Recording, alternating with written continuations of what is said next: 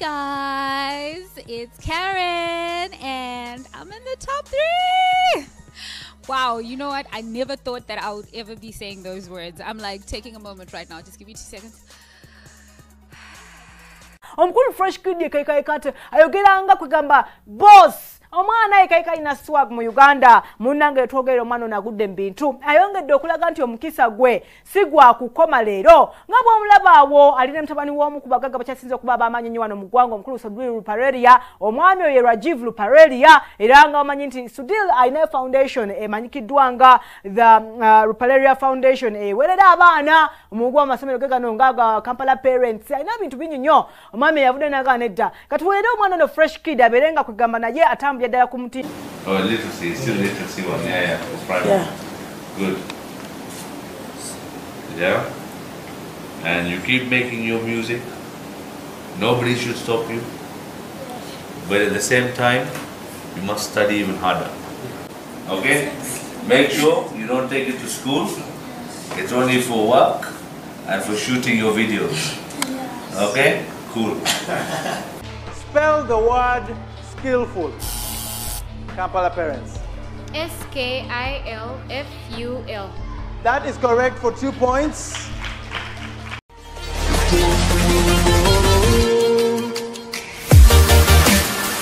Kumanja kuba nteri gwanga lyonna nti abaana abayamba emyaka 3 balabirira ab'emyaka 6, which to me which is against the law kujawo ngeteeka liba likyusiddwa. Omwana wa muzaala obeerera ekisa omanye nti omwana ono has a future, and that future eri mu byetukola kati.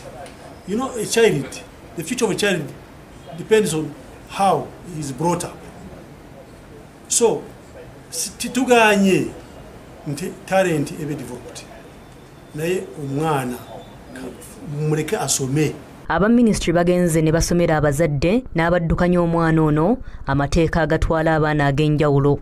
Abazadde ba Fresh Kid mutabazi ne mukyala we Madrid Namata banyiikaalidde nnyo ebiragiro bya minisita nga bagamba omwana waabwe yabadde abayimirizzaawo. Samu sente bambi naye ayagala polisi abanga afunamu okwegamba pa tutagenda tulabirira nnyo nti oba kutulabirira naye singa abanga alina kati ennaku zino abantu bamulabanga yaliko kale ennaku zino bw'aba alinamu chance esobola okubako sho yonna waakubye essuku kisobola tuyambako akatono naye nga kale si kumukozesa nnyo. Kale si kirungi naye senga omwana oyo baba mwaddeyo chance tugeze nga aliyo baba amunse n'ayimba okuva ku ssaawa nga 2 3 awo y'omwana ne bamusiibula nadde ewaka neyeeba. Eggulo ababaka b'abavubuka baavumiridde nnyo minisita olw'okukoma ku mwana ono. Abantu bangi beeyiye mu ministry era bavumiridde ekyokugaana omwana ono okuyimba nti bamuleke.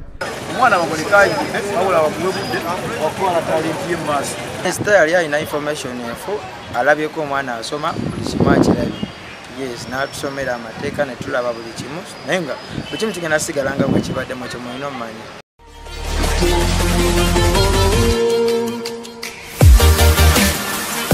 Abantu abayimbi abanene Fresh Kid kuba Fresh Kid abuutikidde buli omu kakati Fresh Kid basiiba bamuloopa mu Minister of Gender mu committee gye bateekawo kati omwana mwamugana okuyimba kati ngaali eno banna nze bwe nanyiga nja tutandika kwogera wano buli muntu naye kati Fresh Kid bw'ayimbayo kashabera abajjeeko gwe totegedde bwe bijja bulijjo like buli muntu yamubikka okugeza sympathy gye bawa Fresh Kid ng'omwana omuto yajjawo sympathy gye bawanga Chosen Becky ye yaliwo nga bamusaasira jjukira interview gye namukolako wano neetambula nnyo nga abantu baagala kuva olwaleero njagala nnyo Fresh Kid n'obuli naposting nga Chosen Becky wange balidde ku kyeggulo maama naye kakati Fresh Kid bwe yajja oli ekisa ne bakimuggyako ne bakissa ku ono tetugamba nti nno Chosen Becky yakola ebyo nedda kakati John Black abaddewo nnyo Fresh Kid bwe yazze oyo naye yamubikkiddaawo abayimbi bakola obubaddi baabwe baboogereko ono ngenda kwesimba ngenda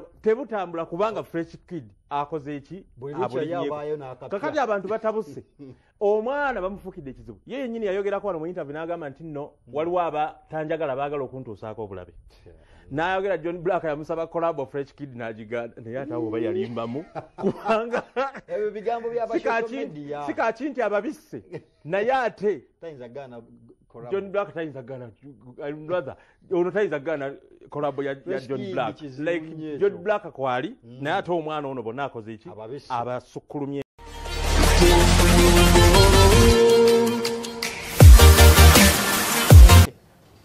Toyinza kukotogera Fresh Kid ng'olemereddwa okujja abaana abakalomojo abasiiba wano nga basabiriza tebalina kyakulya bali ku street be beetaaga obuyambi naye Fresh Kid omwetaaza ki yeetaaga buyambi ki waliwo kyakusabye alabirira abazadde alina promota n'olwekyo nze nvuddeyo nga mbwatekamwa obadde otandise okutiisatiisa bano abalabirira Fresh Kid kati nze ngenda okwegatta omu ku abo abagenda okukwatirako Fresh Kid era ntandise bwe nti bapromota gye muli mumanye nti omuntu omulala gwe muyina agenda kupromotinga Fresh Kid mbwatekamwa waali era munoonye era njagala kutwala Fresh Kid akuba oluyimba lw'ensuubira ntujja kulussaamu ssente ezisingayo akube ne ba artist bonna be tulaba wano mu Uganda kababeere ne ba mukwano gwange Honorable Bobby njagala omwana ono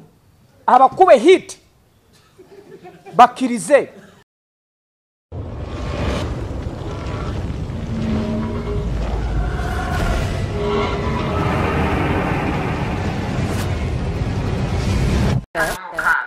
Ate mu kawairo myaka 12 n'okutuuka 18 asibwa.